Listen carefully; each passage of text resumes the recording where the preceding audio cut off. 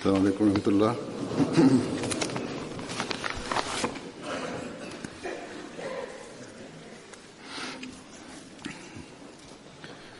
أشهد أن لا إله إلا الله وحده لا شريك له وأشهد أن محمدا عبده ورسوله أما بعد فأعوذ بالله من الشيطان الرجيم بسم الله الرحمن الرحيم الحمد لله رب العالمين الرحمن الرحيم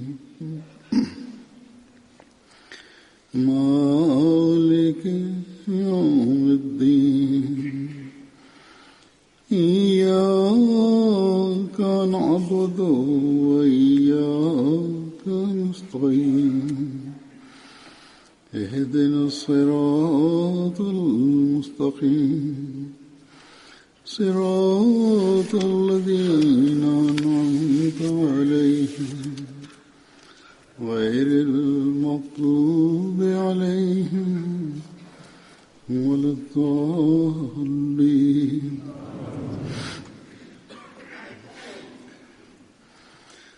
மக்கள் தாங்கள் அஹ்மதியத்தை ஏற்றுக்கொண்டது தொடர்பாக தாங்களே கூறிய சம்பவங்களையும் அல்லது அவர்கள் அஹ்மதியத்தை ஏற்றுக்கொண்ட பிறகு கிடைத்த அசாதாரணமான அனுபவங்கள், மேலும் ஜமாத்தின் மீது அல்லாஹ் செய்திருக்கின்ற அருள்கள், மேலும் அதன் விளைவாக ஜமாத் மக்களினுடைய ஈமானில் முன்னேற்றம் ஏற்படுதல் தொடர்பான ஈமானை வலுப்படுத்தக்கூடிய சம்பவங்களை நான் அவ்வப்போது எடுத்துக் கூறுகின்றேன். பெரும்பாலார் எனக்கு எழுதுகின்றனர், இது போன்ற சம்பவங்களை கூறிக்கொண்டிருங்கள் என்று கருத்து தெரிவிக்கின்றனர். ஏனென்றால் இந்த சம்பவங்கள் உள்ளம் கவரக்கூடியதாக இருக்கின்ற அதே வேளையில் எங்களுடைய குழந்தைகளின் கவனத்தையும் இருக்கின்றது. இளைஞர்களுடைய மார்க்க மற்றும் ஆன்மீக நிலைமைகளின் முன்னேற்றத்திற்கு காரணமாக அமைகின்றன. மேலும் எங்களுடைய நிலைமைகளிலும் முன்னேற்றத்திற்கு காரணிகளாக அமைகின்றன. மேலும் நாங்கள் எங்களின் நிலைமைகளை சரி செய்வதன் பக்கம் இவைகள் கவனமூட்டுகின்றன. சில பிறப்பால் அகமதிகள் இருக்கின்றனர். புதிதாக வரக்கூடியவர்களின் இந்த ஈமானிய நிலை மற்றும் அல்லாஹ்வோடு அவர்களுக்கு இருக்கின்ற தொடர்பு எங்களை வெட்கப்பட வைக்கின்றது. மேலும் நாமும் ஈமானில் முன்னேற வேண்டும் என சிந்திக்க வைக்கின்றது. இதே போன்று சில புதிய அகமதிகளும் இந்த சம்பவங்கள் மூலமாக எங்களது ஈமானில் முன்னேற்றம் ஏற்படுகின்றது என்று கூறுகின்றனர்.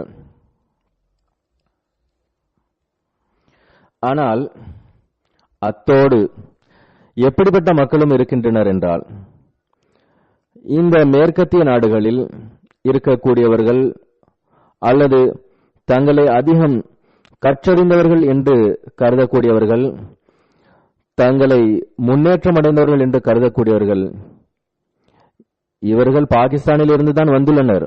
ஆனால் உலகம் அவர்களை தன்னுள் எந்த அளவுக்கு ஈர்த்து கொண்டது என்றால், அல்லது அவர்கள் உலகில் எந்த அளவு மூழ்கிவிட்டார்கள் என்றால், மேலும் அதனால் ஈர்க்கப்பட்டு விட்டார்கள் என்றால், அவர்களுக்கு இறைவன் பக்கம் கவனம் இருப்பதில்லை. அல்லது ஒரு அஹ்மதிக்கு எந்த அளவுக்கு இறைவனின் பக்கம் கவனம் செலுத்துவது அவசியமோ அந்த அளவுக்கு கவனம் இருப்பதில்லை. மேலும் அல்லாஹ்விற்குரிய கவனத்திற்கான உரிமையை வழங்குவதில்லை. மேலும் ஹஜ்ரத் வாக்களிக்கப்பட்ட மசீஹ் அலைஹிஸ்ஸலாம் அவர்களை ஏற்றுக்கொண்டு மேலும் அன்னாரின் பையத் செய்தவர்களுக்கு எந்த அளவுக்கு கடமையோ அந்த அளவிற்கு கவனம் செலுத்துவதில்லை. அவர்கள் அல்லாஹ் மற்றும் அவனால் நிறுவப்பட்ட ஜமாத்திற்குரிய உரிமையை செலுத்துவதன் பக்கம் கவனம் செலுத்துவதில்லை. சிறிதளவு கவனம் இருக்கும் என்றாலும் அது எவ்வளவு குறைவானதாக இருக்கிறது என்றால் அது இல்லாததற்கு சமமாகும். இவர்கள் மார்க்க கடமைகளை நிறைவேற்றுவதிலிருந்து கவனமற்றவர்களாக இருக்கின்றார்கள். மார்க்க நிலைமையை சரி செய்வது தொடர்பாக இவர்கள் சிந்திப்பதில்லை அல்லது மிக குறைவாக சிந்திக்கின்றனர். அப்படிப்பட்டவர்கள்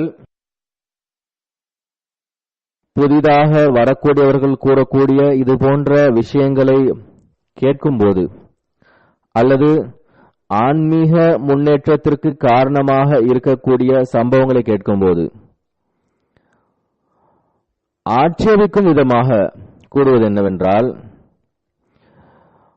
பையத் மற்றும் ஈமானில் முன்னேற்றம் தொடர்பான இந்த சம்பவங்கள் ஆப்பிரிக்கா அல்லது அரபு நாடுகள் அல்லது ஆசியாவின் நாடுகளில் வசிக்கக்கூடியவர்களோடு மட்டுமே ஏன் நடக்கின்றது என்கின்றனர்.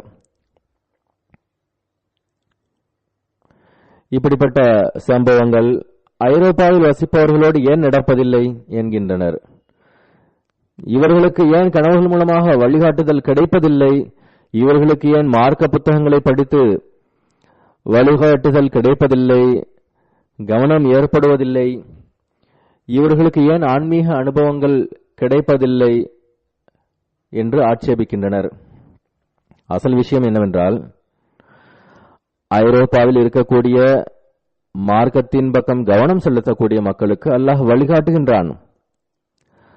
அவர்களின் ஈமானில் முன்னேற்றத்திற்கான ஏற்பாடுகளை அல்லாஹ் செய்கின்றான்.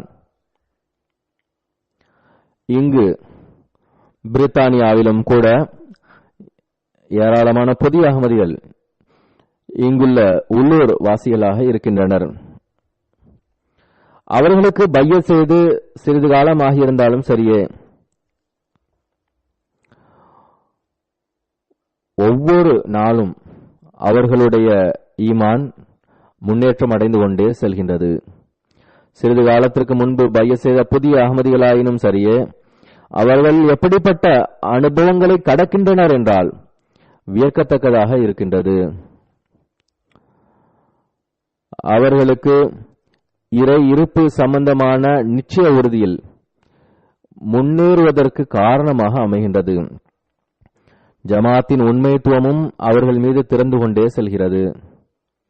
ஹிலாஃபத்தோடு களப்பற்ற தன்மையிலும் தொடர்பிலும் கூட அவர்கள் முன்னேறுகின்றனர். அவர்களில் ஆண்களும் அடங்குவர், பெண்களும் அடங்குவர்.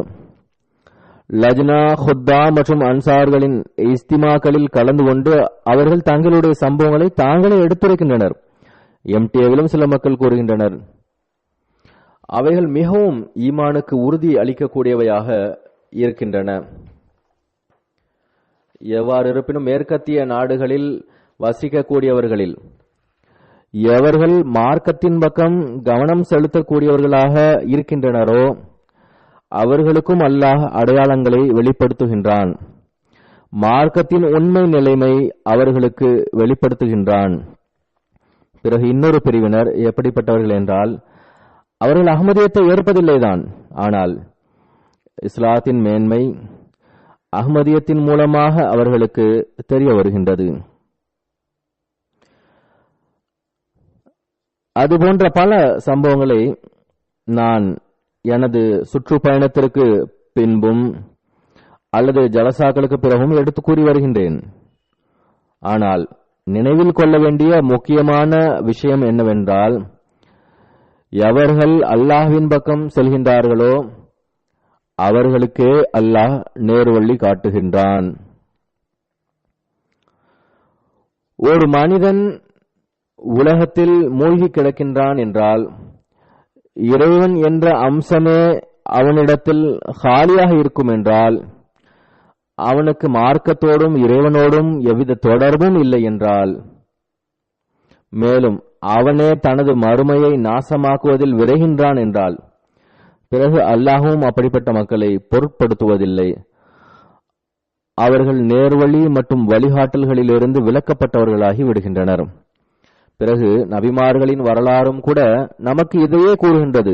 அதாவது மார்க்கத்தின் பக்கம் கவனம் செலுத்தக்கூடியவர்கள் மற்றும் அதை ஏற்றுக்கொள்ளக்கூடியவர்கள் பொதுவாக ஏழைகளும் பலவீனமானவர்களுமாகவே இருக்கின்றனர்.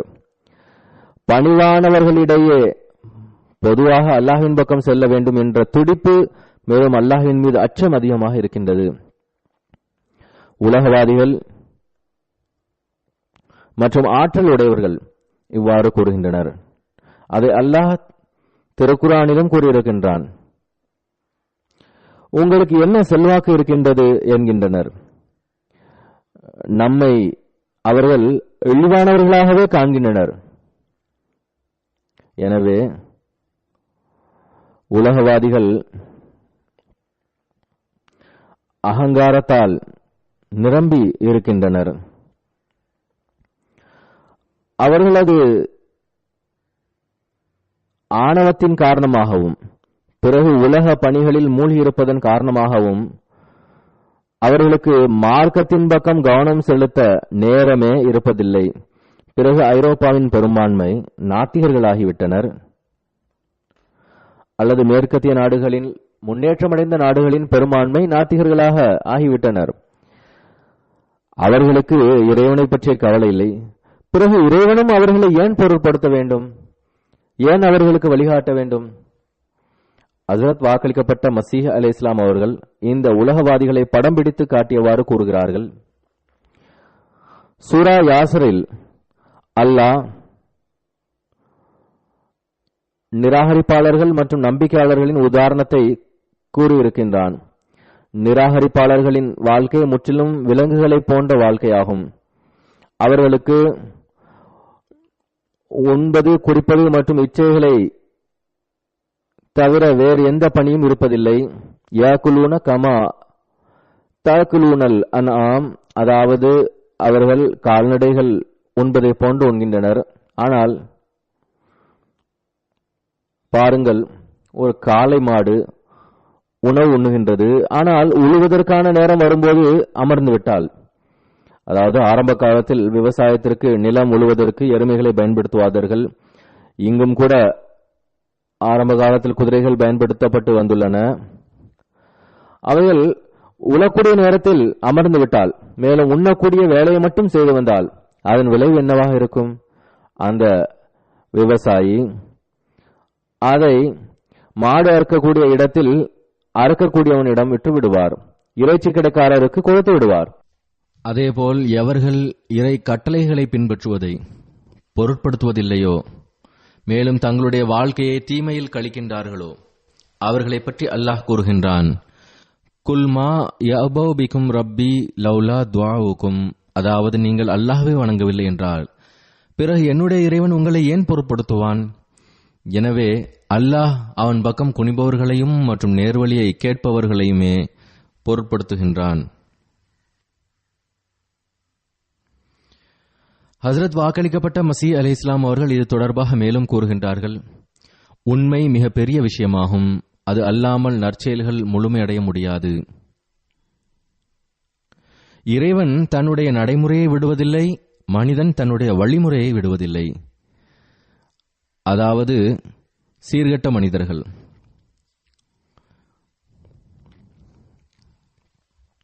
எனவேதான் கூறினான், வல்லசீன ஜாஹது ஃபீனா லனஹ்தியன்னஹும் சுபுலனா, அதாவது எவர்கள் நம்முடைய வழியில் முயற்சிக்கின்றார்களோ நாம் அவர்களுக்கு வழிகாட்டுகின்றோம். எனவே எவர்கள் முயற்சிக்கின்றார்களோ, மேலும் இறைவனுடைய உண்மையான மார்க்கத்தை அடைய வேண்டும் என்ற முயற்சியில் இருக்கின்றார்களோ, அவர்கள் நேர்வழியும் பெறுகின்றனர், ஈமானிலும் முன்னேறுகின்றனர், முன்னேறிக்கொண்டே செல்கின்றனர். மேலும் சிலருக்கு அல்லாஹ் அவர்களின் சில நன்மைகளின் காரணமாக அவர்களின் மீது அருள் புரிகின்றான், அவர்களுக்கு வழிகாட்டுகின்றான். அது போன்றவர்களின் ஈமானை வலுவூட்டக்கூடிய சம்பவங்களை நாம் எடுத்துக் கூறுகின்றோம். களப்பற்ற தன்மையில் முன்னேறுவது தொடர்பான சில ஆன்மீக சம்பவங்களில் சிலவற்றை இன்றும் நான் எடுத்துள்ளேன்.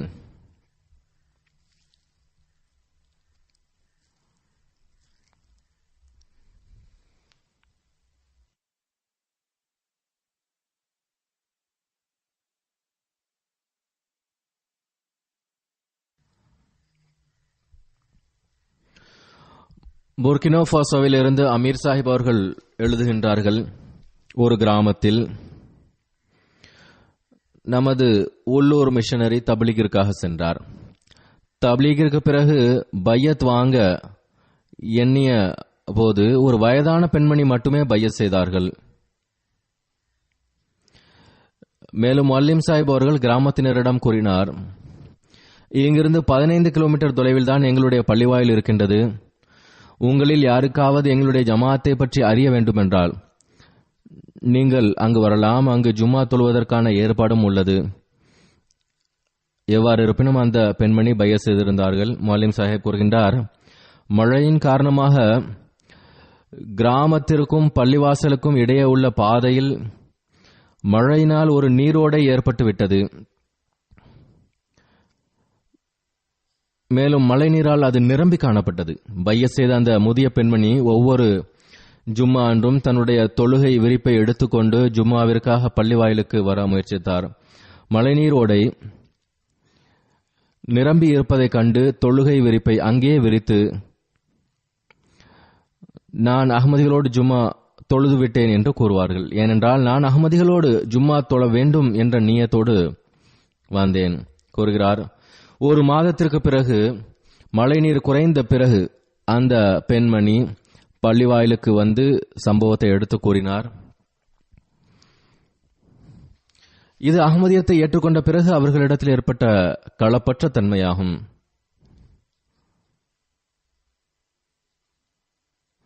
அந்த பெண்மணி கூறிய இந்த சம்பவத்தை கேட்ட பிறகு முஅல்லிம் சாஹிப் அதே கிராமத்திற்கு மீண்டும் தப்லீகிற்காக சென்றார்.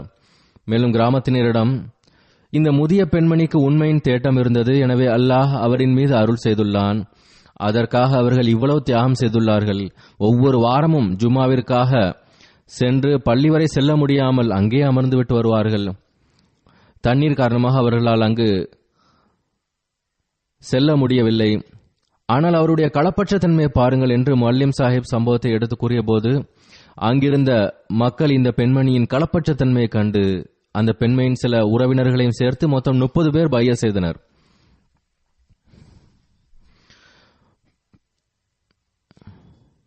பிறகு கனவுகள் மூலமாக சிலர் அகமதியத்தை ஏற்கின்றனர். பிரான்ஸ் நாட்டைச் சார்ந்த ஒரு பெண்மணி ஆசியா சாஹிபா பையத் செய்தார்கள்.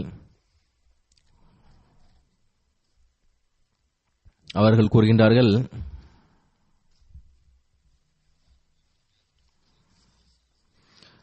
நான் எனது பையத்தின் சம்பவத்தை கூற காரணம்,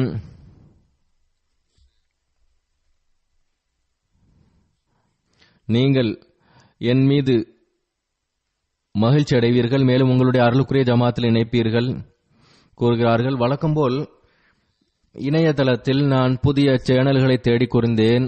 அப்போது அல் ஹிவாருல் முபாஷிரினுடைய லிங்க் கிடைத்தது. அதில் மசீஹின் மரணம் பற்றி பேசப்பட்டுக் கொண்டிருந்தது.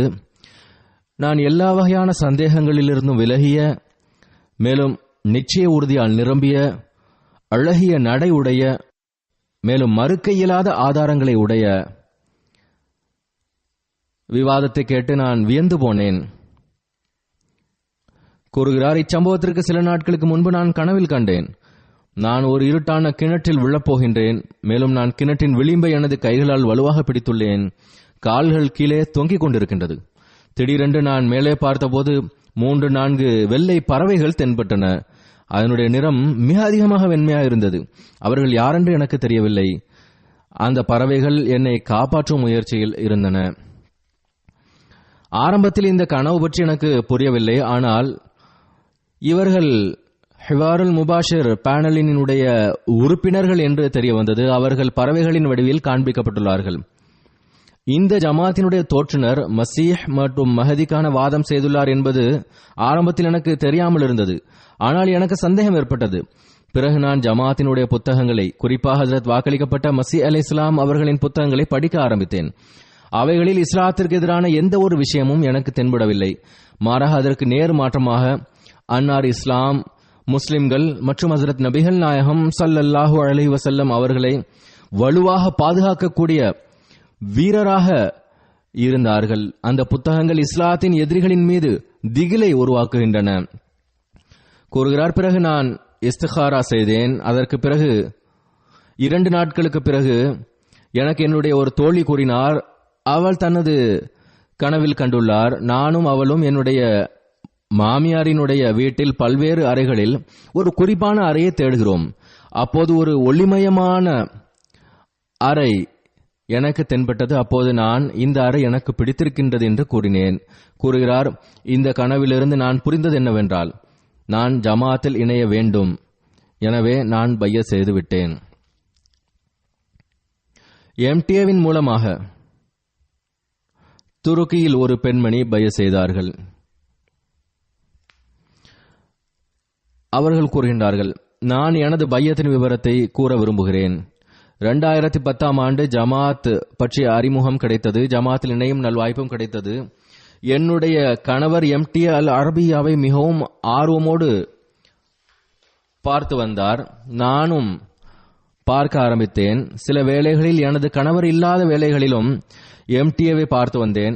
என்னுடைய கணவர் என்னிடம், நீ முழு திருப்தி அடைந்த பிறகு பைய செய் என்று கூறினார். நான் கூறினேன், இந்த பொறுப்பை நான் ஏற்க முடியாது. குடும்பம் பெரியதாகும், வீட்டில் அதிகமாக பொறுப்புகள் உள்ளன.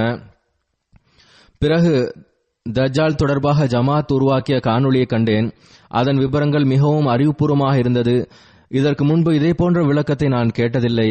பிறகு மேலும் எம்டிஏவை பார்க்க ஆரம்பித்தேன். மேலும் அல் ஹிவாருல் முபாஷிர் நிகழ்ச்சியை பார்த்தேன். தொடர்ந்து புத்தகங்களை படித்தேன். அதற்கு பிறகு ஒருமுறை அப்துல் காதிர் அவுதே சாஹிப் இங்கு சுற்றுப்பயணம் செய்தார்கள். அப்போது நான் பைய செய்தேன். என்னுடைய மருமகளும் கூட பைய செய்து விட்டனர். ஜமாத் சார்ந்த கருத்து பரிமாற்றங்கள் செய்கின்றனர். மேலும் இதுவே உண்மையான இஸ்லாம் என்கின்றனர். கூறுகிறார், நான் பைய செய்த நாளன்று கனவில் கண்டேன். சூரா கஹஃபினுடைய வசனங்களை ஓதுகின்றேன். அப்போது இறைவன் நம்மை தஜ்ஜாலின் தீமையிலிருந்து காப்பாற்றுவான் என்றும், மேலும் நான் இமாம் மஹதியின் உதவியாளர்களின் ஒருவராக இருப்பேன் என்ற நிச்சய உறுதியும் ஏற்பட்டது. அவன் எனக்கு ஈமானை வழங்கியிருக்கின்றான். அல்லாஹுக்கு நன்றி. மேலும் நான் இந்த பொறுப்பை நிறைவேற்றக்கூடியவளாக ஆவேனாக. இவ்வாறு தாங்களே சம்பவங்களை எழுதி துவாவிற்காகவும் எழுதுகின்றனர். பிறகு புதிய ஜமாத்துகள் நிறுவப்படுவதற்கான சில சம்பவங்கள், அல்லாஹ் ஜமாத்துகளை எவ்வாறு உருவாக்குகிறான் என்பது தொடர்பான சம்பவங்கள். அப்துல் குத்தூஸ் சாஹிப் பெனினினுடைய முபல்லிக் ஆவார். எழுதுகின்றார், முஅல்லிம் ஜக்கரியா சாஹிப் ஒரு கிராமத்திற்கு தப்லீகிற்காக சென்றார். அங்கு ஒருவர் கூறினார், இப்போது மக்கள் வேலைக்காக கிராமத்திற்கு வெளியே சென்றுள்ளார்கள். ஜும்மா தினத்தன்று வாருங்கள், அப்போது மக்கள் இருப்பார்கள். ஆக முஅல்லிம் சாஹிப் ஜும்மா அன்று மீண்டும் அந்த கிராமத்திற்கு சென்று பள்ளி வாயிலுக்குள் நுழைந்த பிறகு 2 நஃபில்கள் தொழுதுவிட்டு இமாம் சாஹிப் மற்றும் அந்த கிராமத்து கமிட்டியின் அனுமதி பெற்ற பிறகு தப்லீகை ஆரம்பித்தார்கள். முஅல்லிம் சாஹிப் சூரா ஃபாத்திஹாவின் விரிவுரை மற்றும் இமாம் மஹதியின் வருகை தொடர்பாக சொற்பொழிவாற்றினார். மக்கள் சொற்பொழிவிற்கு நடுவே அல்லாஹு அக்பர் என்ற முழக்கங்களை எழுப்பினர். சொற்பொழிவு நிறைவடைந்த பிறகு அந்த பள்ளிவாளின் கமிட்டியின் தலைவர் கூறினார், நான் முஸ்லிமாக பிறந்துள்ளேன், ஆனால் இன்று வரை சூரா ஃபாத்திஹாவிற்கு இதுபோன்ற ஒரு விரிவுரையை கேட்டதில்லை. இதுதான் அஹ்மதியா ஜமாத்தின் போதனைகள் என்றால் பிறகு நான் அனைவருக்கும் வாழ்த்துக்களை தெரிவித்துக் கொள்கின்றேன். நாங்கள் இந்த ஜமாத்தை ஏற்றுக்கொள்கின்றோம். இவ்வாறு அந்த ஜமாத்தின் இமாமோடு சேர்த்து அந்த அமைப்பின் அனைத்து உறுப்பினர்களும் அஹ்மதியா ஜமாத்தை ஏற்றுக்கொண்டனர். இவ்வாறு ஒரு புதிய ஜமாத் நிறுவப்பட்டது.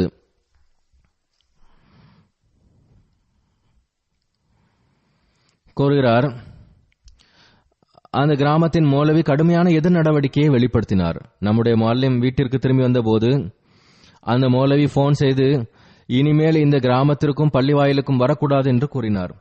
சிறிது காலத்திற்கு பிறகு ஹுத்தாமுல் அஹ்மதியா பெனினின் தேசிய இஜ்திமா தொடர்பாக அந்த கிராமத்திற்கு சென்றபோது ஹுத்தாம்களிடம் இஜ்திமாவில் கலந்து கொள்ளுமாறு அழைப்பு விடுத்தபோது அந்த மௌலவி மீண்டும் தடுத்தார். மேலும் தன்னோடு ஹுத்தாம்களை அழைத்து செல்லக்கூடாது என்றார்.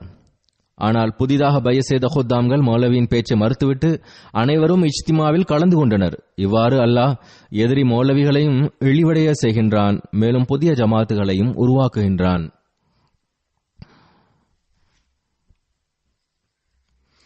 புதிய ஜமாத்துகள் உருவாவது தொடர்பாகவே இன்னொரு சம்பவம்.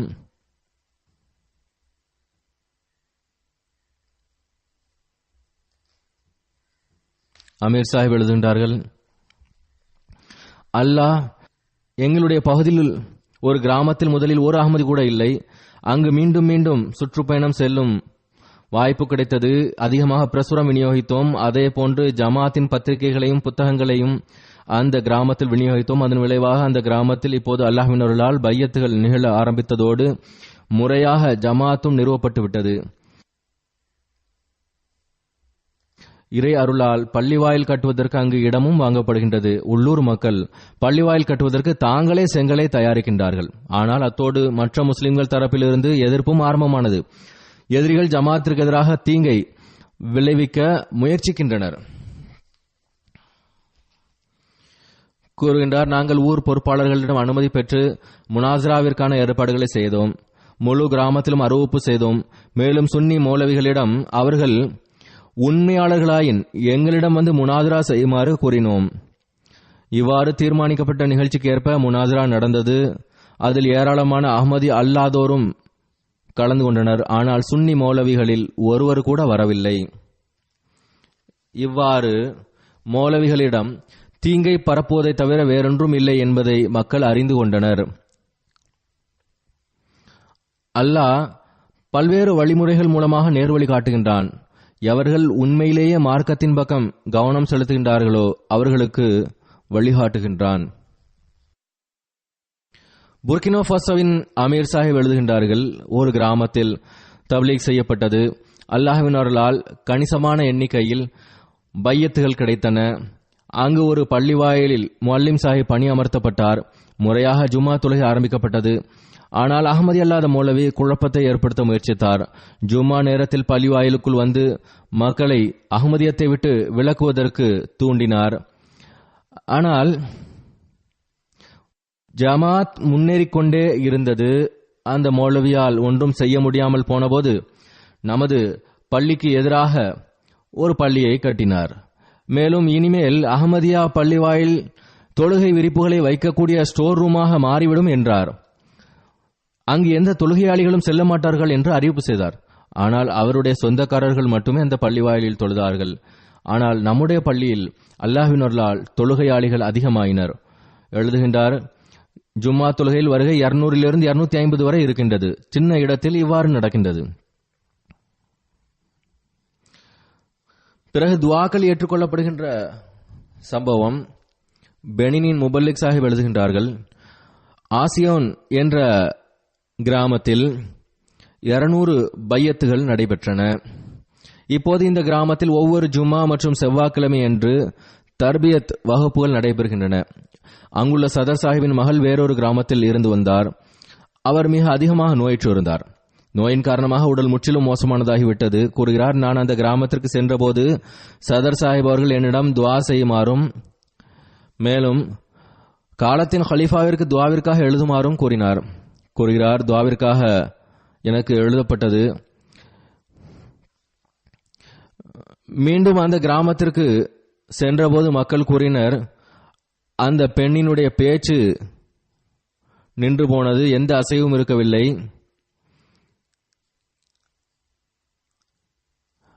அந்த பிள்ளையை மருத்துவமனைக்கும் அழைத்து சென்று விட்டனர். ஒரு மௌலவியை அழைத்தனர். அவர் ஊதினார். அதற்கு பதிலாக அவர் 40,000 பிராங்க் தொகையும் ஒரு ஆட்டையும் பெற்றுக்கொண்டார். ஆனால் பிள்ளைக்கு சுகம் கிடைக்கவில்லை. இன்னொரு மௌலவியும் அழைத்தனர். அவரும் இதே போன்று ஒரு பெரிய தொகையை பெற்றுக் கொண்டார். பிறகும் எந்த முன்னேற்றமும் ஏற்படவில்லை. கூறுகிறார்கள், மௌலவிகளிடமும் அவநம்பிக்கை அடைந்து இந்த பிள்ளை இனி இறந்தே போய்விடும் என்று எண்ணி தந்தையின் வீட்டில் விட்டுவிட்டனர். அந்த பிள்ளையை இங்கு அழைத்து வந்தபோது பிள்ளையின் தந்தை அங்குள்ள ஜமாத்திடம் துவாவிற்காக விண்ணப்பித்தார். எனக்கும் துவாவிற்காக கடிதம் எழுதினார். கூறுகிறார், அதற்கு பிறகு அந்த பிள்ளை அசைய ஆரம்பித்து விட்டது.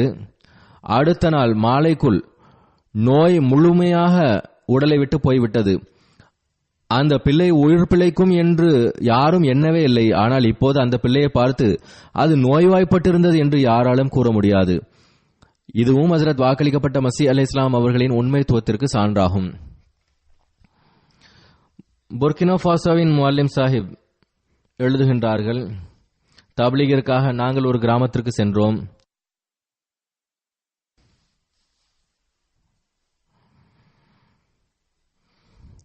தப்லீகிற்காக அனுமதி கேட்டபோது அந்த கிராமத்தின் இமாம் சாஹிப் கூறினார், உங்களது ஜமாத்தின் முபல்லிக் இதற்கு முன்பும் வந்துள்ளார். எங்களில் பெரும்பாலார் அப்போது பையத்தும் செய்தோம். ஆனால் முழு கிராமவாசிகளும் பையத் செய்யவில்லை. உங்களது தப்லீக் மூலமாக ஆரம்பத்தில் பையத் செய்யாமல் இருந்துவிட்ட சிலரும் இணைந்து விடலாம். இவ்வாறு நீண்ட நேரம் கேள்வி பதில் நடைபெற்றது. இறுதியில் கூறினார், நாங்கள் அகமதிகளாக ஆகியிருந்தோம். ஆனால் பிறகும் கூட சில விஷயங்கள் தெளிவாகாமல் இருந்தது. ஆனால் இன்று இஸ்லாத்தை சரியான முறையில் எடுத்து கூறுகிறார்கள் என்றால் அது அகமதிகளே ஆவார்கள் என்பதை கண்டுகொண்டோம். ஏனென்றால் நீங்கள் தொடர்ந்து இந்த பணியில் மூழ்கியுள்ளீர்கள், மேலும் நீங்கள் களைப்படைவதில்லை. எனவே நாங்கள் உங்களோடு இருக்கின்றோம். இமாம் கிராமத்தினரிடம் கூறினார், யார் ஆரம்பத்தில் பைய செய்யவில்லையோ அவர்கள் இப்போது பைய செய்து விடுங்கள். இவ்வாறு கிராமத்தில் மேலும் 73 பேர் பைய செய்து ஜமாத்தில் இணைந்தனர். அல்லாஹ் இவர்களின் உள்ளத்தை திறக்கும் போது, உண்மையான இஸ்லாத்தை ஏற்கின்ற நற்பாக்கியத்தை வழங்குகின்ற போது, இது அல்லாஹ்வின் அருளாகும். ஏன் அவர்களோடு மட்டும் அவ்வாறு நடக்கிறது என்றால் அவர்களுக்கு மார்க்கத்தின் மீது கவலை இருக்கின்றது. அவர்கள் முழு இரவும் அமர்ந்து மார்க்க சபைகளை கேட்கின்றனர். இவ்வளவு நீண்ட நேரம் அமர்வதற்கு இங்கு யாருக்கும் நேரமில்லை. மார்க்கத்திற்காக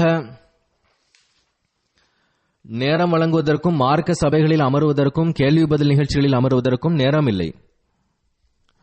இந்தியாவின் நாயப் நாசர் தாவத்தில் அல்லாஹ் எழுதுகின்றார்கள், லக்கீம்பூர் என்ற நகரில் அப்துல் சத்தார் சாஹிப் என்ற ஒரு நண்பரோடு மீண்டும் தொடர்பு ஏற்பட்டது. அவரை சந்தித்த போது தேம்பி தேம்பி அழுதார். மேலும் அவர் கூறினார், நாங்கள் கிரண்பூர் கிராமத்தை சார்ந்தவர்களாகவும்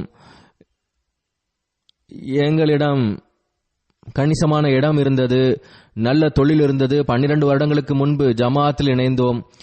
ஆனால் பையத்திற்கு பிறகு எந்த அளவு எதிர்ப்பு வந்தது என்றால் எங்களுடைய வீட்டில் கல் எறிந்தனர். மேலும் எங்களை எங்களுடைய வீட்டில் இருந்து வெளியேற்றினர். என்னுடைய மகனை அடித்து காயப்படுத்தினர். என்னுடைய மனைவியின் கையை அடித்து உடைத்து விட்டனர். எந்த அளவுக்கு எதிர்ப்பு வந்தது என்றால் நிலத்தையும் வீட்டையும் உடனடியாக விட்டுவிட்டு அங்கிருந்து வெளியேற வேண்டியது வந்தது. அனைத்து வியாபாரமும் பாதிப்படைந்து விட்டது. அங்கிருந்து லக்கிம்பூர் நகருக்கு வந்தோம். ஒரு சின்ன வீட்டில் குடியேறினோம். ஆனால் எதிரிகள் எங்களை பின்தொடர்வதை விடவில்லை. இங்கும் வந்துவிட்டனர். மேலும் நகரின் முஸ்லிம்களிடம் எங்களுக்கு எதிராக வெறுப்பை தூண்டினர். முழு நகரில் ஒரு முஸ்லிம் கூட எங்களோடு பேச மாட்டார்கள். வரும்போதும் போகும்போதும் துன்பம் இழைப்பார்கள். இந்நிலையில் எங்களுக்கு ஜமாத்தோடு தொடர்பும் துண்டிக்கப்பட்டு விட்டது. ஆனால் அல்லாஹ் எங்களுக்கு அஹ்மதியா ஜமாத்தின் உண்மைத்துவத்தில் ஒரு வலுவான அடையாளத்தை காட்டினான். எங்களை எதிர்ப்பதில் முன்னிலையில் நின்றவர்கள் ஒரு பேருந்தில் அமர்ந்து ஒரு திருமணத்திற்கு சென்று கொண்டிருந்தனர். அப்போது அவர்களின் பேருந்து ரயில் தண்டவாளத்தில் சிக்கியதால் ரயில் மோதியதில் சம்பவ இடத்திலேயே 28 பேர் மரணமடைந்தனர். மேலும் அதில் உயிர் பிழைத்தவர்கள் கடுமையான காயத்திற்கு உள்ளானர். சடலங்களின் நிலைமை எந்த அளவுக்கு மோசமானதாக இருக்கிறது என்றால் அடையாளம் கூட காண முடியவில்லை. இந்த உடல் பாகங்கள் தொலைதூரம் வரை சிதறி கிடந்தன. எங்களுக்கு இந்த சம்பவம் பற்றி தெரிய வந்தபோது காயமடைந்தவர்களை சந்திக்க மருத்துவமனைக்கு சென்றோம். அப்போது எதிரிகளின் உறவினர்கள் வெட்கி தலைகுனிந்து எங்களிடமிருந்து முகத்தை மறைத்தனர். இந்த சம்பவத்திற்கு பிறகு அதே நகரின் பெரிய பள்ளிவாசலின் ஒரு மௌலவி எஞ்சியிருந்த எதிரிகளிடம் கூறினார். அதாவது அப்துல் சத்தார் சாஹிப் அவர்களின் குடும்பத்தை பள்ளிவாசலுக்கு அழைத்து அந்த மௌலவி எதிரிகளிடம் கூறினார், நீங்கள் இந்த அகமதிகளிடம் மன்னிப்பு கேளுங்கள். மேலும் அவர்களை எதிர்ப்பதை விட்டுவிடுங்கள். மேலும் நீங்கள் இவர்களோடு தொடர்பை துண்டித்திருப்பதையும் விட்டுவிடுங்கள். இந்த சம்பவத்திற்கு பிறகு எதிர்ப்பு முற்றிலும் குறைந்துவிட்டது கூறுகிறார். எங்களுக்கு ஜமாத்தோடு தொடர்பில்லாமல் இருந்தது. ஆனால் நாங்கள் உள்ளத்தால் அகமதிகளாகவே இருந்தோம். இப்போது தொடர்பு மீண்டும் புதுப்பிக்கப்பட்டு விட்டது. மிகவும் மகிழ்ச்சி அளிக்கிறது என்றனர். மேலும் அவர்கள் அனைவரும் மீண்டும் பையத்தை புதுப்பிக்கவும் செய்தனர்.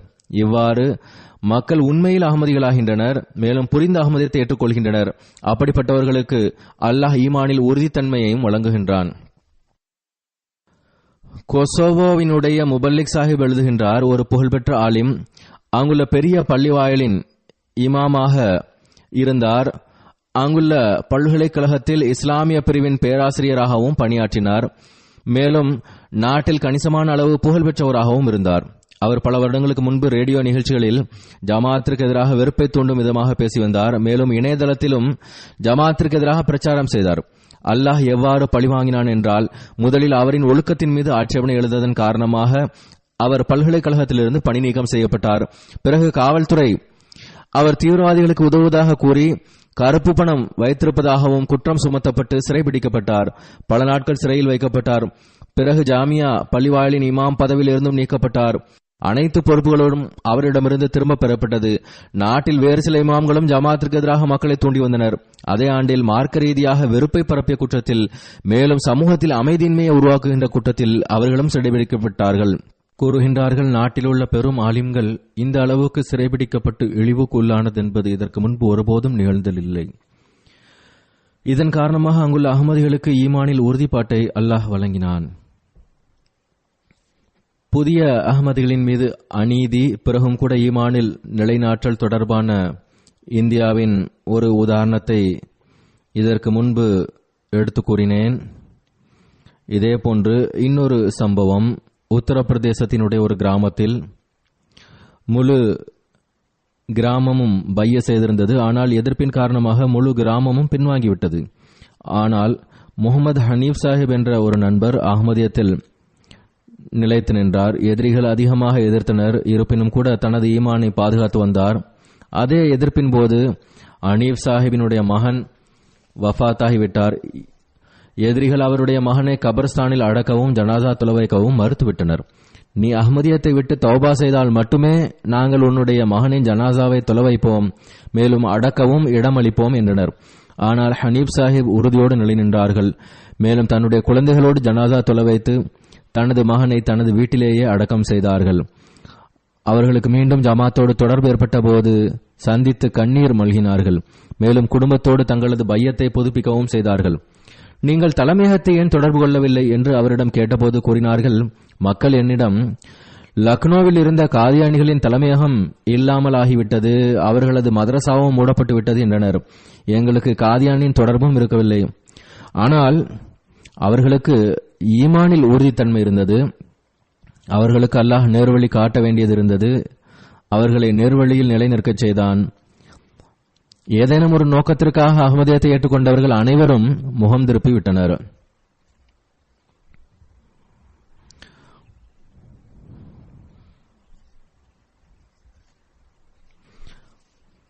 ஜமாத்தின் காரணமாக அநீதி இழைக்கப்படுதல் தொடர்பாக ஐவரி கோஸ்டிலும் ஒரு உதாரணம் உள்ளது. புதிய அஹ்மதி பம்பா சீகோ சாஹிப் பைய செய்த பிறகு தன்னுடைய சகோதரருக்கு கடிதம் மூலமாக அஹ்மதியத் பற்றிய செய்தியை தெரிவித்தார். அதற்கு அவருடைய சகோதரர்கள் 3 நாட்களுக்குள் அஹ்மதியத்தை விட்டு வெளியேறவில்லை என்றால் இஸ்லாமிய ஷரியத்தின் அடிப்படையில் அவருடைய தலை துண்டிக்கப்படும் என்று பதிலளித்தனர். இதேபோன்று தொழிலில் பங்காளியாக இருந்தவர், அவர் வஹாபி பிரிவை சார்ந்தவர், அவரும் அவருடைய பங்கை கொடுத்து தொழிலில் தொடர்பை துண்டித்துக் கொண்டார். ஆனால் அன்னார் எதிர்ப்பையும் பொருட்படுத்தவில்லை. மேலும் உறுதியோடு அஹ்மதியத்தில் நிலை நின்றார். பிரான்சின் அமீர் சாஹிப் அவர்கள் கூறுகின்றார்கள், இப்போது அல்லாஹ்வின் அருளால் MTA மூலமாக உலகை தொடர்பு கொள்வதற்கான ஒரு ஏற்பாடு கிடைத்துள்ளது. என்னுடைய ஹுத்பா எல்லா இடங்களுக்கும் செல்லும் போது அதை அந்நியர்களும் கேட்கின்றனர். அதன் தாக்கம் தொடர்பான சம்பவத்தை அமீர் சாஹிப் அவர்கள் எழுதுகின்றார்கள். தானியால் சாஹிப் என்ற ஒரு நண்பர் ஜமாத்தில் இணைந்தார். அவர் கூறுகின்றார், பையத்திற்கு முன்பு மயோட்டி தீவில் இருந்து வந்தார். அது பிரான்சின் ஒரு தீவு ஆகும். அங்கு மயோட்டில் எந்த பள்ளிவாசலுக்கு சென்று வந்தாரோ அந்த பள்ளிவாசலின் இமாம் பெரும்பாலும் MTAவில் எனது ஹுத்பாவை கேட்டு வந்துள்ளார். கூறுகிறார், ஹுத்பாவில் நான் ஹஜ்ரத் ஈசா அலைஹிஸ்ஸலாம் அவர்கள் தொடர்பாக எடுத்து கூறினேன். அதை கேட்டு நான் அதிக தாக்கத்திற்கு உள்ளானேன். மஸ்ஜிதின் இமாம் இவருக்கு ஜமாத்தை பற்றிய அறிமுகத்தை எடுத்து கூறினார். அந்த இமாம் நல்லவராக இருந்திருக்கின்றார். அல்லாஹ் உங்களுக்கு நேர்வழி காட்டுவதற்கு நீங்கள் துஆ செய்யுங்கள் என்று கூறினார். இந்த விஷயங்கள் என்னை நல்ல தாக்கத்திற்கு ஆளாக்கியது. மேலும் இமாம் சாஹிப் அவர்கள் ஜமாத் தொடர்பாக விஷயங்களை ஒன்று சேர்க்குமாறும் கூறினார். எனவே நான் இணையதளத்தில் ஹஜ்ரத் ஈசா அலைஹிஸ்ஸலாம் அவர்கள் தொடர்பாக செய்திகள் சேகரிக்க ஆரம்பித்த போது பிரெஞ்சு மொழியில் ஜமாத்தின் ஒரு காணொளி என் முன்னால் வந்தது. அது ஹஜ்ரத் ஈசா அலைஹிஸ்ஸலாம் அவர்களின் மரணம் தொடர்பாக இருந்தது. அதேபோன்று யூடியூபில் ஹஜ்ரத் ஈசா அலைஹிஸ்ஸலாம் அவர்கள் தொடர்பான ஹுத்பா பிரெஞ்சு மொழியில் மொழியாக்கம் செய்யப்பட்டதும் கிடைத்தது. அவ்வாறு நான் பையத்தும் செய்தேன். அமீர் சாஹிப் எழுதுகின்றார்கள், அந்த நபர் பிரான்சின் முபல்லிக் இன்சார்ஜை மயூட் தீவில் உள்ள அந்த அஹ்மதி அல்லாத இமாமை சந்திக்க வைத்தார்.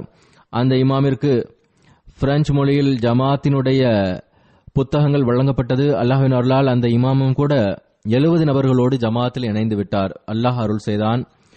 ஆயிரக்கணக்கான மைல்கள் தொலைவில் ஒரு சிறிய தீவில் அமர்ந்திருக்கக்கூடியவர்களுக்கு ஹுத்பாவின் மூலமாக தப்லீகின் பணி நிகழ்ந்துள்ளது. இதுவும் அல்லாஹ் எம்டிஏவின் வடிவில் நம்மீது செய்திருக்கக்கூடிய மாபெரும் பேருபகாரமாகும்.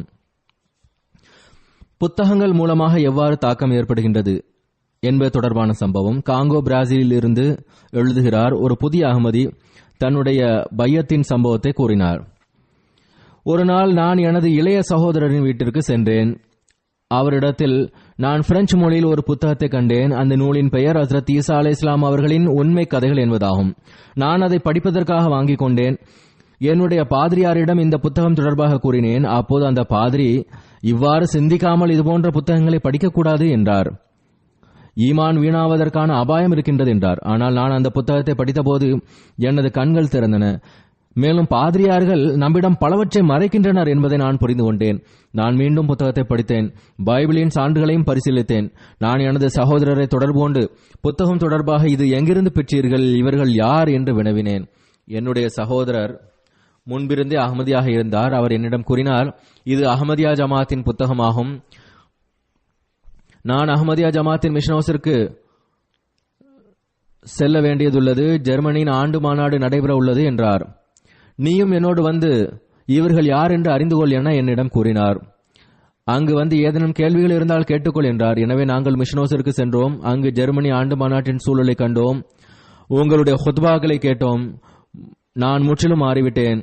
அல்லாஹ்வின் அருளால் ஜெர்மனியின் ஆண்டு மாநாட்டின் போதே பையத் செய்துவிட்டேன் என்று கூறுகிறார். நான் மிகவும் மகிழ்ச்சி அடைந்தேன். ஏனென்றால் வாழ்க்கை நோக்கம் இப்போது பூர்த்தி அடைந்திருக்கின்றது.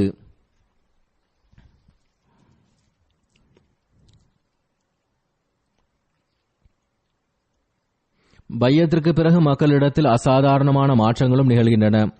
உஸ்பெகிஸ்தானினுடைய ஒரு புதிய அகமதி நண்பர் ஜஹீர் வாஹித் சாஹிப் கூறுகின்றார்கள், ஹஜ்ரத் வாக்களிக்கப்பட்ட மசீஹ் அலைஹிஸ்ஸலாம் அவர்களின் சூரா ஃபாத்திஹாவின் விளக்க உரை அறிந்த பிறகு நான் தொழுது வந்த முறை முற்றிலும் மாறிவிட்டது. இதற்கு முன்பு தொழுகையில் கிடைக்காதது இப்போது எனக்கு கிடைத்திருக்கின்றது. குறிப்பாக இந்த ஹதீஸ் எனக்கு புரியாமல் இருந்தது. ஆனால் இப்போது அது எனக்கு தெளிவாகி உள்ளது. அதாவது எஹ்சான் என்கின்ற வார்த்தை வந்துள்ள அந்த ஹதீஸினுடைய பொருள் இப்பொழுது புரிந்துள்ளது. கொசோவினுடைய முபல்லிக் சாஹிப் எழுதுகின்றார்கள், புதிய அகமதிகள் களப்பற்ற தன்மையிலும் தியாகத்திலும் நாள்தோறும் முன்னேறி வருகின்றனர். நசீர் சாஹிப் என்கின்ற ஒரு நபர் நஹராச்சில் ஒரு முக்கியமான துறையில் பணியாற்றுகின்றார். ஆனால் அகமதியத்தை ஏற்றுக்கொண்ட பிறகு நேரமின்மை இருந்தாலும் கூட இரவு பகலாக ஜமாத்திற்கு தொண்டாற்றுகிறார். என்ன தர்பியத் நிகழ்வாக இருந்தாலும் அதற்கு எப்போதும் தயாராக இருக்கின்றார். பக்கத்து நாட்டில் வக்ஃபை அர்ஜி செய்வதற்கும் தயாராக இருக்கின்றார். அன்னாரது தப்லீகின் மூலமாக நிறைய தப்லீக் தொடர்புகள் ஏற்பட்டுள்ளது. ஒருமுறை தப்லீக் நிகழ்ச்சிக்கான ஏற்பாடு செய்யப்பட்டது. அன்னார் கடுமையாக நோயுற்று இருந்தும் தப்லீக் நிகழ்ச்சியில் கலந்து கொண்டார்கள். நிகழ்ச்சியின் நடுவே அதிக பலகீனத்தை உணர்ந்தபோது வீட்டிற்கு சென்று செவிலியரான தனது மனைவியிடம் ட்ரிப் ஏற்றும்படி கூறி உடல்நிலை சற்று சீரானதும் மீண்டும் தப்லீக் நிகழ்ச்சியில் கலந்து கொண்டார். இரவு அதிக நேரம் வரை அவர் தப்லீக் நிகழ்ச்சியில் மூழ்கியிருந்தார். இப்போது வரை அவர் தப்லீக் நிகழ்ச்சியில் பங்கெடுத்து வருகின்றார். புதிதாக இணைபவர்களிடம் தப்லீக் செய்வது தொடர்பாக இப்படிப்பட்ட உத்வேகம் காணப்படுகின்றது. காங்கோ பிராசிலினுடைய முபல்லிக் சாஹிப் அவர்கள் எழுதுகின்றார்கள், ஒரு கிராமத்தில் ஒருவர் கூறினார், என்னுடைய மருமகனின் நடத்தை சரியில்லை. அவர் மாலை வேளையில் மது அருந்திவிட்டு இயேசு பேசி வந்தார். என்னோடு தகாத வார்த்தைகளால் பேசுவார். ஆனால் அஹ்மதியா ஜமாத்தை ஏற்றுக்கொண்ட பிறகு அவர் மது அருந்துவதையும் இயேசு பேசுவதையும் முற்றிலும் விட்டுவிட்டார். இது எனக்கு மிகவும் வியப்பிற்குரிய விஷயமாக இருக்கின்றது. இவ்வாறு அல்லாஹ் மாற்றங்களை ஏற்படுத்துகின்றான். புர்கினா ஃபாசோவினுடைய ஒரு புதிய அஹ்மதி நண்பர் கூறுகின்றார், நான் அஹ்மதி அல்லாதவனாக இருந்தபோது பல்வேறு கஷ்டங்களில் சிக்கி தவித்தேன். எனக்கு குழந்தைகள் பிறந்தது, ஆனால் மரணித்து போயின. நான் ஃபக்கீர்மார்களிடம் பீர்மார்களிடம் சென்றேன். ஒருவர் ஆட்டை கொண்டு வா என்றும் ஒருவர் கோழியை கொண்டு வா என்றும் பலி கொடுக்க வேண்டும் என்றும் கூறுகிறார். நான் அஹ்மதியா ஜமாத்தின் தூது செய்தியை கேட்டபோது எனக்கு பிடித்திருந்தது. மேலும் இந்த ஜமாத்தில் இணைந்து விட்டேன். மேலும் மௌலைமார்களுக்கும் சிலைகளுக்கும் காணிக்கையாக வழங்கி வந்த தொகையை சந்தாவாக கொடுக்க ஆரம்பித்தேன். என்னுடைய அனைத்து பிரச்சனைகளும் தீர்வதை கண்டேன். அல்லாஹ் எனக்கு உயிரோடு இருக்கக்கூடிய சந்ததிகளையும் வழங்கினான். இந்த நபர் நம்மிடம் வருவதில்லை என்பதை கண்ட மௌலவிகள் மேலும் நான் அகமதியாகிவிட்டேன் என்பதை அறிந்ததும் உங்களுடைய மூதாதையரின் மார்க்கத்தை ஏன் விட்டுவிட்டீர் என்று கேட்டனர். அதற்கு நான் கூறினேன், இப்போது நான் மகிழ்ச்சியாக இருக்கின்றேன். உயிரோடு இருக்கக்கூடிய குழந்தைகளை அல்லாஹ் வழங்கியிருக்கின்றான். நான் சந்தா வழங்குகின்றேன். அல்லாஹ் இரட்டிப்பாக அதை திருப்பி தருகின்றான். இது அஹ்மதியா ஜமாத்தினுடைய பரக்கத்தாகும். இறைவன் என்னுடைய வீட்டின் நிலையை மாற்றிவிட்டான். நான் செய்கின்ற பணி முழுமையடைகின்றது. எனவே அல்லாஹ் தான் என்னை இந்த வழியில் நடத்தியிருக்கின்றான். மூதாதையர்களின் பாதை தவறானதாக இருந்திருக்கின்றது என்றார். ரேடியோ மூலமாக பையத்துகள் நிகழ்கின்றன. பெனினுடைய முபல்லிக் சாஹிப் எழுதுகின்றார், என்னுடைய ரீஜனினுடைய ஒரு கிராமத்தில் இருந்து ஒரு கிறிஸ்தவ நண்பர் நமது ரேடியோ நிகழ்ச்சியின் போது போன் செய்து ஹஜ்ரத் ஈசா அலைஹிஸ்ஸலாம் அவர்களின் வருகை தொடர்பாக கேள்வி கேட்டார். மேலும் எங்களை வருமாறும் அழைத்தார். அவரை சந்தித்த பிறகு அவருடைய கேள்விகளுக்கும் பதிலளித்தோம். மேலும் அறிவு சார்ந்த சான்றுகள் மற்றும் பைபிளின் சான்றுகள் மூலம் பதில் அளிக்கப்பட்டது. அல்லாஹ்வின் அருளால் அவரது உள்ளம் திறந்தது. மேலும் அஹ்மதியா ஜமாத்தின் கொள்கை சரியானது. ஹஜ்ரத் ஈசா அலைஹிஸ்ஸலாம் அவர்கள் ஒரு நபியாகவே இருந்தார்கள். மேலும் அவர்களின் இரண்டாம் வருகை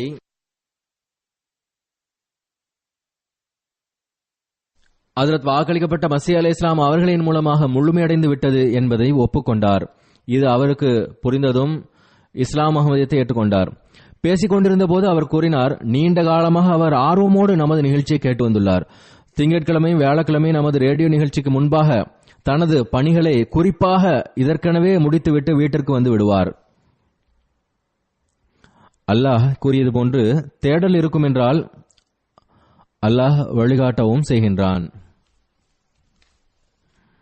பொலிவியாவினுடைய முபல்லிக் சாஹிப் எழுதுகின்றார், வில்லியம் ஷாஹின் சாஹிப் ஒரு கிறிஸ்தவ பிரிவின் பாதிரியாராக இருந்தார். அவர் லெபனானை சார்ந்தவர், பிறப்பால் கிறிஸ்தவர். கடந்த 3 ஆண்டுகளாக பொலிவியாவில் வசித்து வருகின்றார். நான் அந்த கிறிஸ்தவ பிரிவை பற்றி தெரிந்து கொள்வதற்காக அன்னாரோடு ஒரு சந்திப்பிற்கான ஏற்பாட்டை செய்தேன். எங்களுடைய முதல் சந்திப்பில் அவர் தன்னுடைய பிரிவை பற்றி கூறுவதற்கு பகரமாக அவர் என்னிடம் இஸ்லாம் அஹ்மதியா தொடர்பாக கேள்விகளை கேட்க ஆரம்பித்தார். அந்த சந்திப்பில் ஜமாத்தின் கொள்கைகள் எடுத்துக் கூறப்பட்டது. குறிப்பாக ஹஜ்ரத் ஈசா அலைஹிஸ்ஸலாம் அவர்கள் தொடர்பாக விரிவாக எடுத்துக் கூறப்பட்டது. நான் அவருக்கு ஜுமாவில் கலந்து கொள்ளுமாறு அழைப்பு விடுத்தேன். அவர் தொடர்ந்து ஜும்மாவிற்கும் வர ஆரம்பித்தார். ஒவ்வொரு முறையும் ஜும்மா தொழுகைக்கு பிறகு அவரோடு ஒரு விரிவான உரையாடல் நடைபெறும். வில்லியம் சாஹிப் அவர்கள் அகமதியாகிவிட்டால் அவருடைய சர்ச்சை சேர்ந்தவர்களும் பெற்றோர்களும் கோபமடைவார்கள் என்ற கவலை இருந்தது.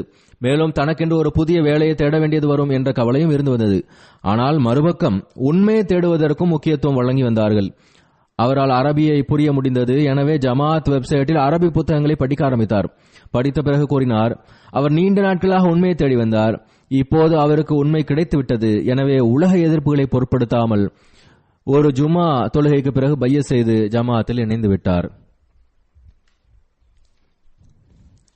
பையத் செய்தாலும் செய்யாவிட்டாலும் தூது செய்திக்கு மக்களிடம் நல்ல தாக்கம் ஏற்படுகிறது என்பது தொடர்பான ஒரு சம்பவத்தை காம்ரான் முபஷிர் சாஹிப் ஆஸ்திரேலியாவிலிருந்து எழுதுகின்றார்கள்.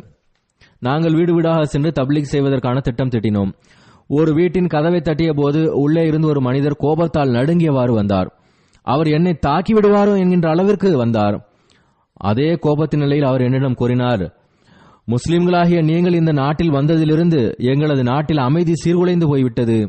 நீங்கள் எங்களுடைய நாட்டை விட்டு வெளியேறுங்கள். நீங்கள் எங்களோடு ஒருமைப்பாட்டுடன் இருக்க முடியாது. நாங்கள் விரும்பவும் இல்லை என்றார்.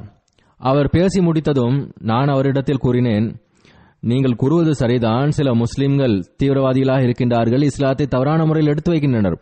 ஆனால் எல்லாரிடத்தும் அன்பு, எவரிடத்தும் இல்லை வெறுப்பு என்பதே எங்களது போதனையாகும். அஹ்மதியா ஜமாத் எல்லா வகையிலும் எந்த நாட்டிற்கு சென்றாலும் அங்கு ஒருமைப்பாட்டுடன் இருக்கின்றது. எங்களுடைய குழந்தைகள் விளையாடுகின்றார்கள், ஃபுட்பால் கிளப்புகளிலும் உள்ளனர். நான் இங்கு புதிதாக வந்துள்ளேன், இங்குள்ள நூலகத்தின் உறுப்பினராக உள்ளேன். எவ்வாறு இருப்பினும் இதுபோன்ற விஷயங்களை கூறிய போது முதலில் கோபத்தால் நடுங்கிய அந்த நபர், மேலும் இவர் நம்மை தாக்கிவிடுவாரோ என்று எண்ணும் அளவிற்கு கோபம் கொண்டிருந்தவர் மிகவும் மகிழ்ச்சி அடைந்தார். மேலும் உங்களோடு நான் புகைப்படம் எடுக்க விரும்புகிறேன் என்றார்.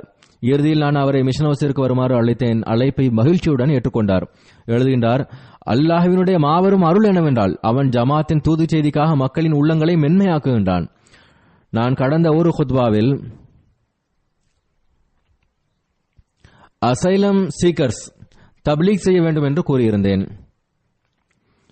ஜெர்மனியைச் சேர்ந்த ஒரு அசைலம் சீக்கர் விண்ணப்பித்திருந்தார். கூறுகிறார், ஒரு நீதிபதியிடம் ஃபைனல் புரோட்டோகால் இருந்தது. அவர் என்னிடம், நீ உங்களுடைய ஜமாத்தின் பிரசுரங்களை விநியோகிக்கின்றீரா என வினவினார். அதற்கு நான், ஆமாம், நான் பிரசுரம் விநியோகிக்கின்றேன் என்றேன். அதற்கு அந்த நீதிபதி, எந்த பகுதியில் பிரசுரம் விநியோகிக்கின்றீர் என்று கேட்டார். அதற்கு நான் சில இடங்களின் பெயர்களை கூறினேன். அப்போது அந்த நீதிபதி, இன்ன இடத்தில் நானும் அந்த பிரசுரத்தை பெற்றுக்கொண்டேன், எனவே நான் உன்னுடைய கேஸை பாஸ் செய்கின்றேன், நீ செல் என்று கூறினார். இவ்வாறு தப்லீகும் கூட அவருக்கு சாதகமான தீர்ப்பை பெற்றுத் தருவதற்கு காரணியாக இருக்கின்றது. பிறகு ஆஸ்திரேலியாவின் சம்பவம். காம்ரான் சாஹிப் கூறுகிறார்கள், அங்குள்ள இளைஞர்களுக்கு சற்று தயக்கம் இருக்கின்றது. சில பணிகள் செய்வதற்கு வெட்கப்படுகின்றார்கள். இங்குள்ள மக்கள் நம்ம என்ன நினைப்பார்கள் என நினைக்கின்றனர். ஆனால் அல்லாஹ்வின் அருளால் எந்த அளவுக்கு ஜமாத்தின் அறிமுகம் இங்கு ஏற்பட்டுள்ளதென்றால், எந்த அளவுக்கு மக்கள் ஜமாத்தை அறிந்துள்ளனர் என்றால், இங்குள்ள இளைஞர்களுக்கு அந்த தயக்கம் இப்போது இல்லை. ஆனால் சில இடங்களில் அது இருக்கின்றது.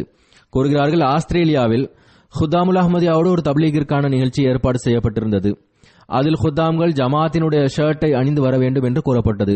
அப்போது ஒரு இளைஞர் என்னிடம் வந்து, எனக்கு ஜமாத் ஷர்ட்டை அணிய வெட்கமாக உள்ளது என்றார். அப்போது நான் அவருக்கு புரிய வைத்தேன், நீங்கள் அணிந்து கொண்டு செல்லுங்கள், அதன் காரணமாகவே மக்கள் உங்களிடத்தில் வருவார்கள். அல்லாஹ்வின் அருளால் அவ்வாறே நிகழ்ந்தது.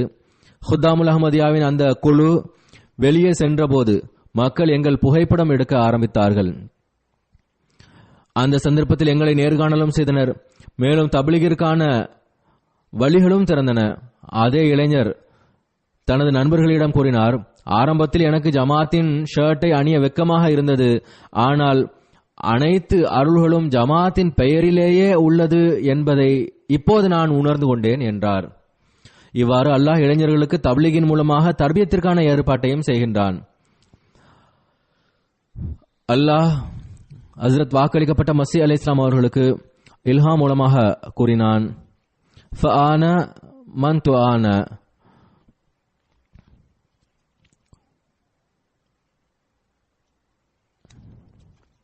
வ துரஃபு பைனன் நாஸ்.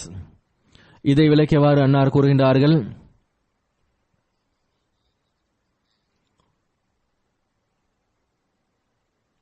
ஒரு காலம் வரும், உனக்கு உதவப்படும், மேலும் நீ மக்களால் அடையாளம் கண்டு கொள்ளப்படுவாய். இதுவே அதன் பொருளாகும். இந்த விஷயத்தை அல்லாஹ் அன்னாருக்கு 1883 ஆண்டு இல்ஹா மூலமாக தெரிவித்தான். அதற்கு பிறகும் 2 முறை இல்ஹாமாக வந்துள்ளது. அப்போது அன்னாரை எவரும் அறிந்ததில்லை. அன்னார் கூறுகின்றார்கள், இது மனிதனின் வேலையாக இருக்க முடியுமா அல்லது திட்டமாக இருக்க முடியுமா? ஒருபோதும் இல்லை. இது அல்லாஹ்வின் பணியாகும். அவன் சம்பவத்தை பற்றி முன்பே தெரிவிக்கின்றான். அவனே மறைவானவற்றை அறியக்கூடியவனாவான். அவனால் தான் அந்த செய்தியை வழங்க முடியும். அன்னார் கூறினார்கள், ஒவ்வொரு நாளும் இந்த அடையாளம் நிறைவேறுகின்றது. அதாவது அன்னாரை பற்றிய அறிமுகம் உலகில் அதிகரித்துக் கொண்டிருக்கிறது. மேலும் அன்னாரின் பையத்தில் மக்கள் வருகின்றனர். அன்னார் கூறுகின்றார்கள்,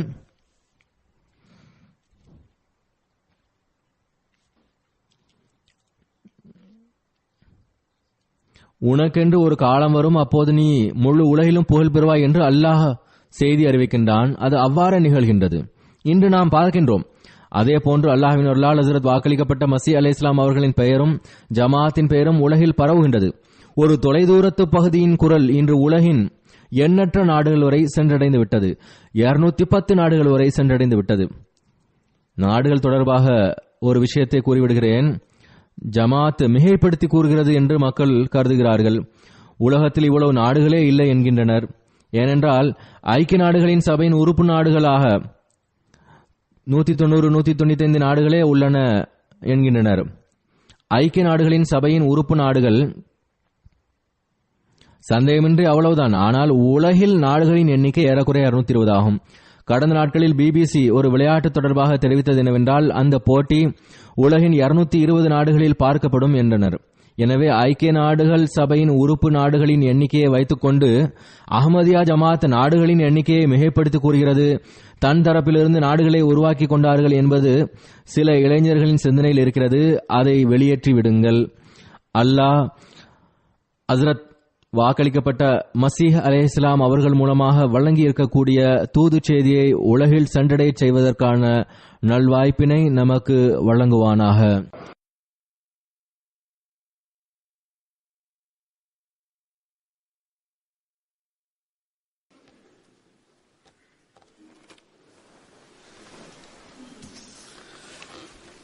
Alhamdulillah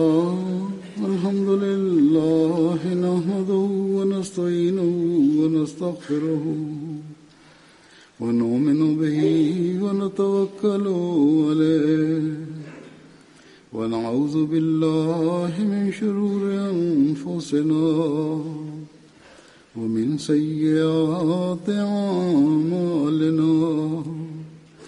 من يهده الله فلا مضل له ومن يضلل فلا هادي له ونشهد أن لا إله إلا الله ونشهد أن محمدا عبده ورسوله.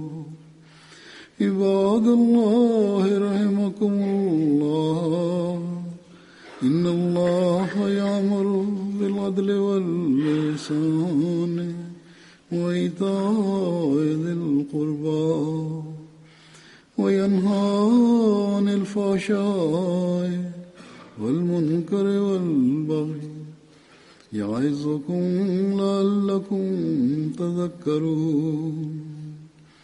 اذكروا الله يذكركم وادعوه يستجب لكم ولذكر الله أكبر.